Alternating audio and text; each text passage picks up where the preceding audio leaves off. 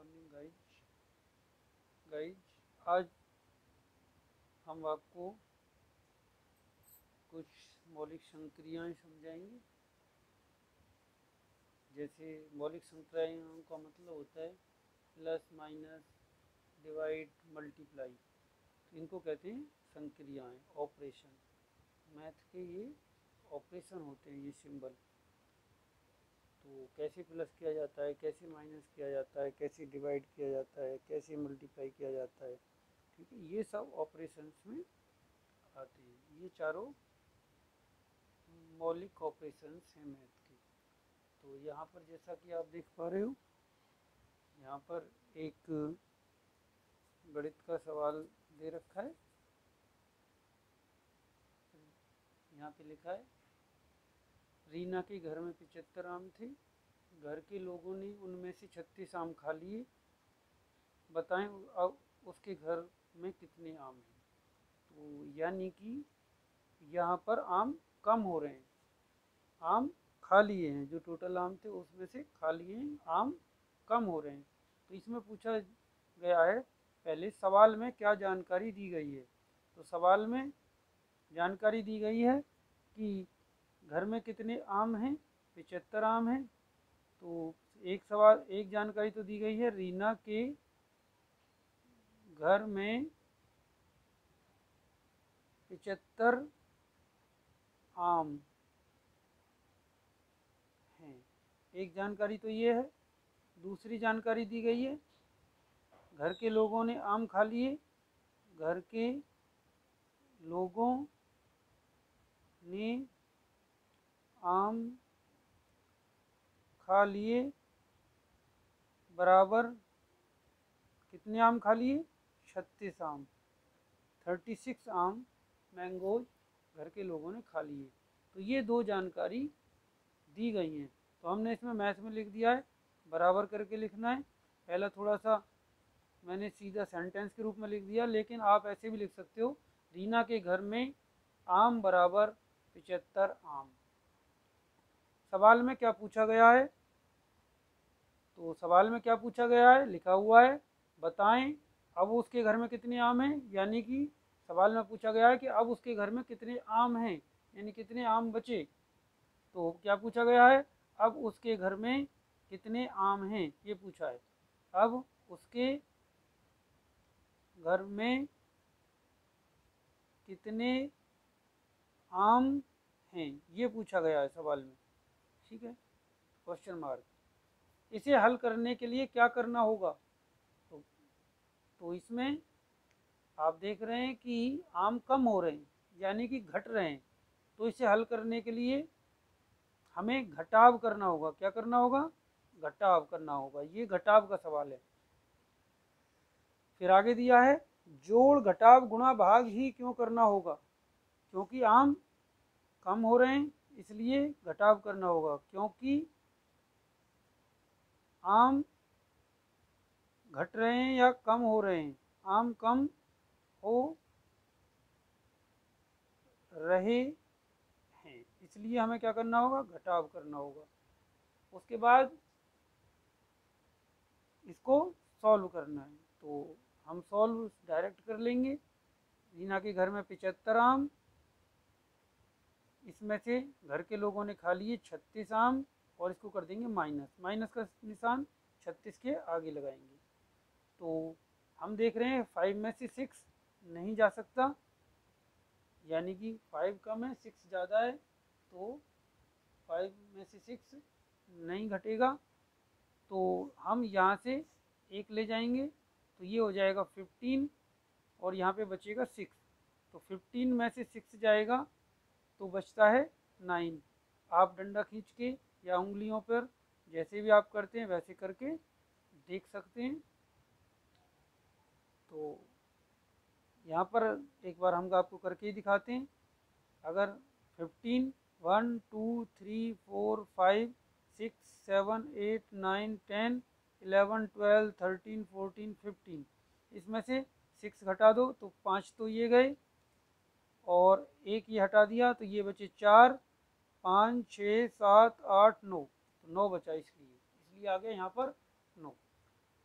तो यहाँ पर बचा था 6, 6 में से 3 जाएगा तो 3, तो 33 आम कहाँ पर बचेंगे, घर में उसके इतने आम बचेंगे।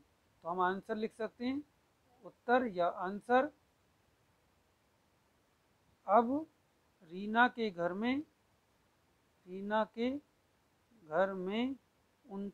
आम बचे हैं, आम बचे हैं।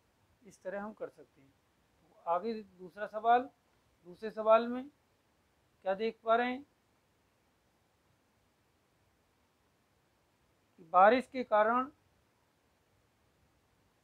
किसी स्कूल में आज केवल 58 बच्चे ही स्कूल आए, 35 बच्चे आज स्कूल नहीं आए, बताओ उस स्कूल में कितने बच्चे नामांकित हैं, यानी कि कितने बच्चे हैं उस स्कूल में टोटल जिनके स्कूल में नाम लिखे गए हैं। नामांकित यानी एनरोल्ड, यानी जिनके नाम स्कूल में अंकित हैं, जिनके नाम स्कूल के रजिस्टर में लिखे हुए हैं। तो सवाल में क्या जानकारी दी गई है, तो सवाल में स्कूल में जो बच्चे नहीं आए हैं बारिश के कारण, और जो बच्चे बारिश स्कूल में आए हैं उनकी जानकारी दी गई है। और पूछा क्या, सवाल में क्या पूछा गया है, सवाल में पूछा गया है कि उस स्कूल में कितने बच्चे नामांकित हैं, ये यहाँ पर आप लिख देंगे, ठीक है। और यहाँ पर लिख देंगे आप केवल 58 बच्चे स्कूल आए और 35 बच्चे स्कूल नहीं आए। दो बात बताई गई हैं, पहली बात ये और दूसरी बात ये। इसे हल करने के लिए क्या करना होगा, तो उस स्कूल में कितने बच्चे नामांकित है तो टोटल करने होंगे, जितने आए हैं और जितने नहीं आए, तो इसको हल करने के लिए जोड़ना होगा। क्या करना होगा, जोड़ करना होगा। ये जोड़ का सवाल है तो जोड़ पर हमने राइट कर दिया। जोड़ ही क्यों करना होगा, क्योंकि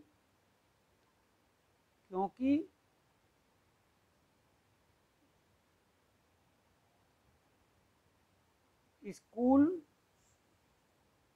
आए बच्चे और ने आने वाले बच्चे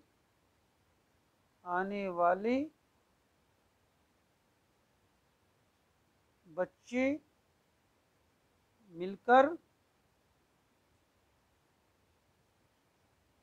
ही कुल बच्चे होंगे, इसलिए। ठीक है, अब इसको सॉल्व कर देंगे तो ये प्लस का सवाल है। 58 में प्लस करना है 35, 8 और 5 होते हैं 13, यानी कि 13 का 3, 1 को कैरी कर लेंगे तो 5 और 3 8 और कैरी वाला 1 9। टोटल बच्चे 93 बच्चे स्कूल में एनरोल्ड हैं। ये आंसर है इसका।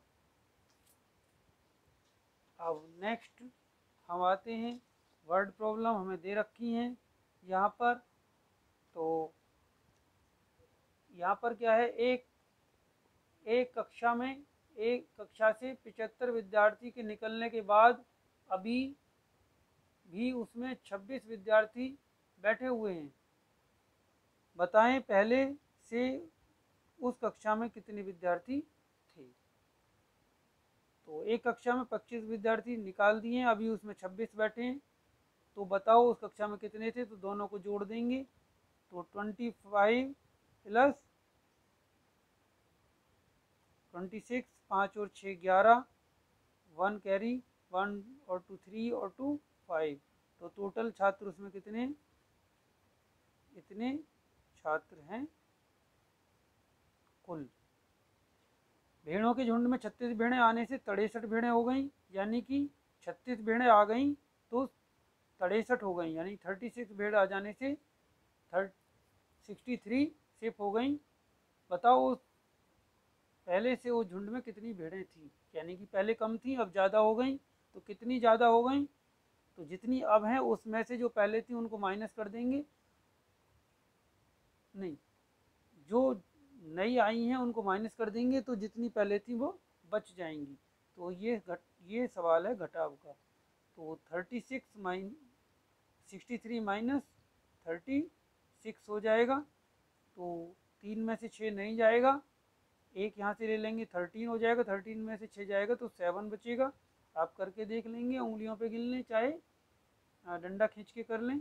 यहाँ पर बचा 5, एक इधर चला गया था, 5 में से 3 जाएगा 2, तो 27 भेड़ें उसमें पहले थीं, 27 भेड़ें थीं झुंड में भेड़ें। मेले में राजन ने पवन से 36 गोलगप्पे ज़्यादा खाए, यानी कि राजन क्या करता है, ज़्यादा गोलगप्पे खाता है।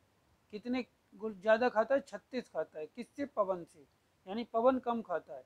यदि पवन ने 17 गोलगप्पे खाए तो बताएं राजन ने कितने गोलगप्पे खाए। तो पवन ने 17 गोलगप्पे खाए, तो राजन ने ज़्यादा ही खाए होंगे 36 उससे, तो ये सवाल है प्लस का। तो 17 में 36 को जोड़ देंगे, 7 और 6 13, 1 1 और 1 2 और 3 5, 53 गोलगप्पे खाता है कौन, गोलगप्पे खाए किसने, राजन ने, ठीक है। तो कर सकते हो, आसानी से कर सकते हैं हम इसको, बड़ा आसान क्वेश्चन है। अब है, जावेद ने 675 रुपये का बैट, कुलदीप ने 128 रुपये की एक गेंद खरीदी, बताए दोनों ने मिलकर कुल कितने रुपए खर्च किए।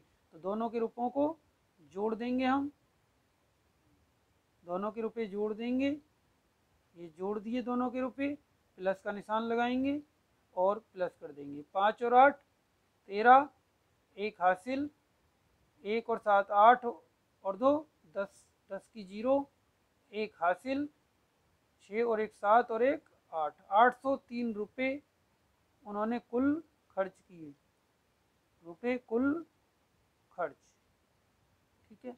एक गांव में 568 महिलाएं रहती हैं, दूसरे गांव में पहले गांव से 217 अधिक रहती हैं। तो पहले गांव में इतनी रहती हैं और दूसरे गांव में 217 ज़्यादा रहती हैं। तो बताओ दूसरे गांव में कितनी महिला रहती हैं। तो दूसरे गांव की महिलाएं ज़्यादा हैं, तो पहले गांव की से 217 ज़्यादा हैं, इसलिए हम 568 में 217 को जोड़ देंगे, तो दूसरे गांव में जो महिलाएं हैं वो आ जाएंगी कि कितनी महिलाएं दूसरे गांव में हैं। तो आप 568 में 217 को ऐड कर दें, 7 8 और 7 15 होते हैं, 1 कैरी हो गया, 6 और 1 7 और 1 8 और 5 और 2 7, 785 महिलाएं दूसरे गांव में हैं, महिलाएं दूसरे गांव में हैं, दूसरे गांव में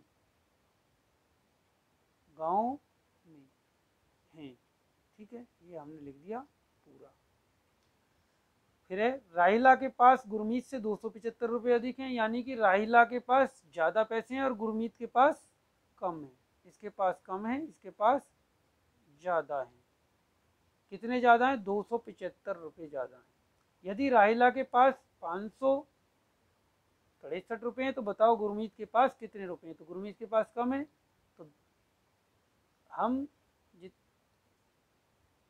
जितने गुरमीत से अधिक हैं उन पैसों को घटा दें तो गुरमीत के पैसे आ जाएंगे। तो ये सवाल है घटाव का।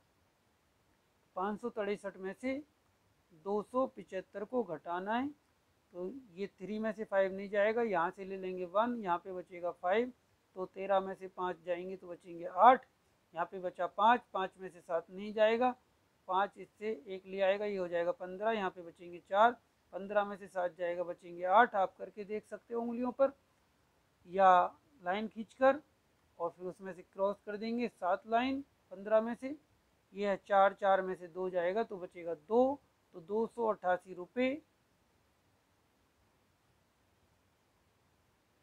गुरमीत के पास हैं, गुरमीत के पास हैं 288 रुपये गुरमीत के पास, ये है 288 रुपये।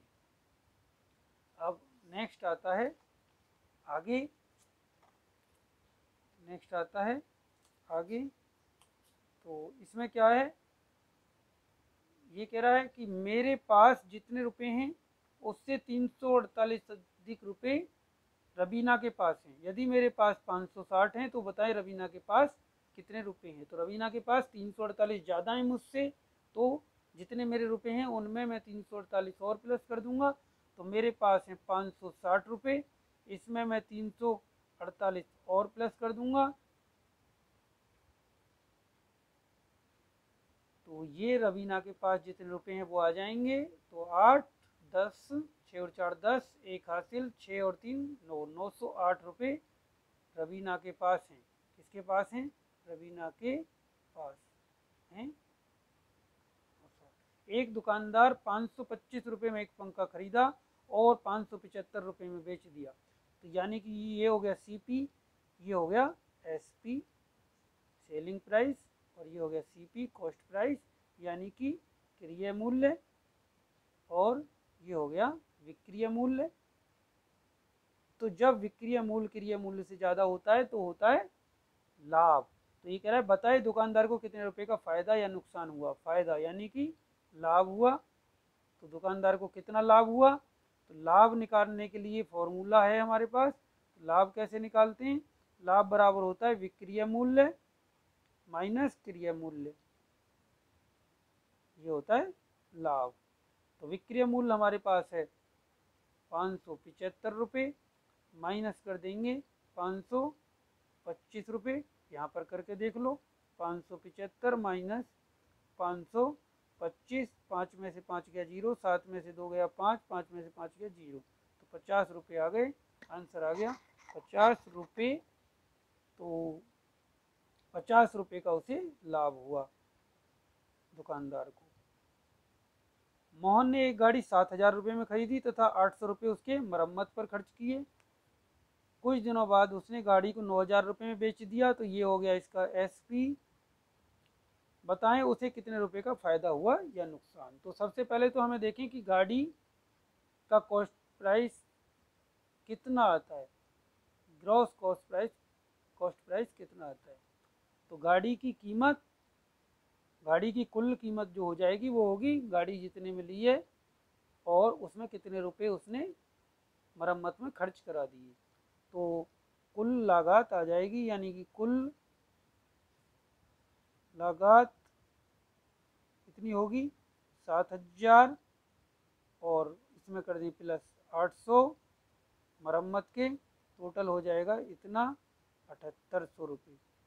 7,800 रुपये टोटल हो गया। तो अब इसमें 9,000 रुपये ज़्यादा है 7,800 से, तो इसलिए लाभ हो रहा है। तो लाभ कितना होगा।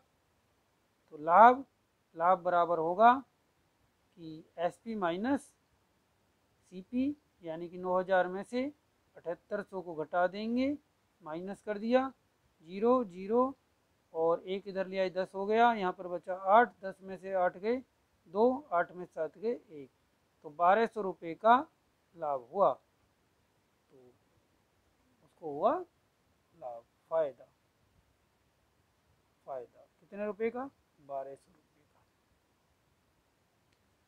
एक गांव में 3,786 पुरुष, 3,672 महिलाएं और 1,508 बच्चे हैं। बताएं उस गांव की कुल जनसंख्या कितनी है। तो कुल जनसंख्या निकालने के लिए सभी को जोड़ देंगे। तो 3,786,3,672 महिलाएं और 1,508 बच्चे, सबको जोड़ दो। प्लस का निशान लगाएंगे नीचे वाले दो के सामने, यानी इसका मतलब है इसमें इसको जोड़ेंगे और फिर इसमें इसको जोड़ेंगे और हम एक साथ भी इनको जोड़ सकते हैं। तो एक साथ जोड़ देंगे हम, 6 और 2 8 और 8 16, एक हासिल 9 7 16, एक हासिल 8 और 6 14 और 5 19, एक हासिल 4 और 3 7 और 1 8, 8,966 गांव की कुल जनसंख्या है। 66 लोग हैं इस गांव में। जनसंख्या ये है गांव की। दो संख्याओं का योग इतना है, तो टोटल दे रखा है दो संख्याओं का, एक संख्या दे रखी है तो दूसरी संख्या क्या होगी। तो जब दो संख्याओं का टोटल दे रखा होता है, योग दे रखा होता है और एक संख्या दे रखी होती है, तो हम योग में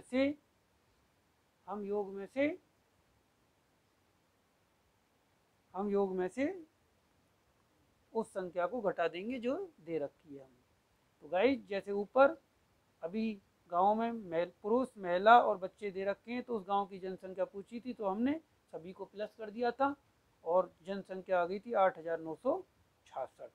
लेकिन यहाँ पर क्या करेंगे, अगर दो संख्याओं का योग दे रखा होता है, एक संख्या दे रखी होती है, तो योग में से हम दी गई संख्या को घटा देते हैं तो दूसरी संख्या हमें प्राप्त हो जाती है।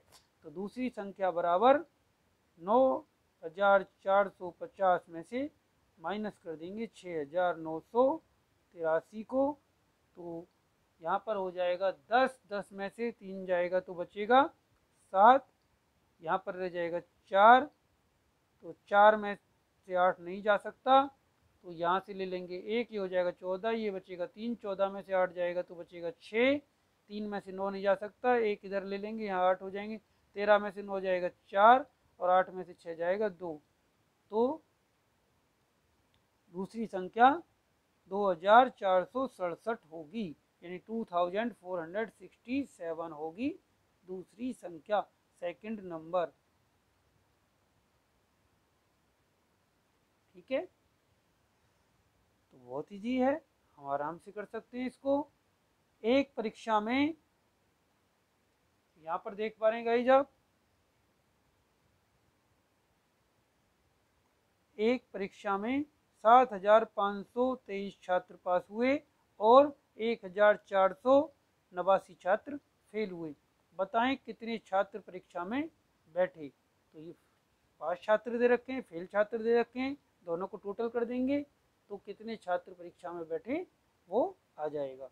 तो करिए टोटल, 7,523 को प्लस कर दें 1,489 के साथ, 9 और 3 12 हासिल 1, 3 और 8 11 हासिल 1, 6 और 4 10 हासिल 1, 8 और 1 9। तो कुल छात्र परीक्षा में बैठे 9,012 छात्र। तो गाइस आप देख सकते हैं कि कितना इजी है। तो ये आज के लिए बस इतना ही, आप ये कर लें। मिलते हैं नेक्स्ट वीडियो में, ऐसी ही ऑपरेशंस की वीडियो हम आपके लिए लाते रहेंगे और बड़ी आसानी से आप जोड़ घटा प्लस माइनस ये हमारी वीडियो इससे सीख सकते हैं। हम आपके साथ तत्परता के साथ आपको सिखाने के लिए आते रहेंगे। तो गाइज अगर आपको हमारी मेहनत अच्छी लग रही हो, आपको हमारी मेहनत से कुछ सीखने के लिए मिल रहा हो, तो लाइक और सब्सक्राइब ज़रूर से कर दें। ऐसे ही हम धीरे धीरे और आगे बढ़ते रहेंगे और आपके लिए बहुत अच्छी वीडियो लाएंगे और नॉलेजफुल वीडियो लाएंगे, मैथ्स की, साइंस की, और भी जैसे जैसे हमें समय मिलता है हम आपके लिए जो हमें सब्जेक्ट अच्छे लगते हैं उनकी वीडियो हम आपके लिए लाते रहेंगे और आपको ऐसे ही ज्ञान की वीडियो मिलती रहेंगी। अगर आप लाइक और सब्सक्राइब करेंगे तो इससे हमारा उत्साह बढ़ेगा और हम आपके लिए और वीडियो लाएंगे। तो बेस्ट ऑफ लक गाइज।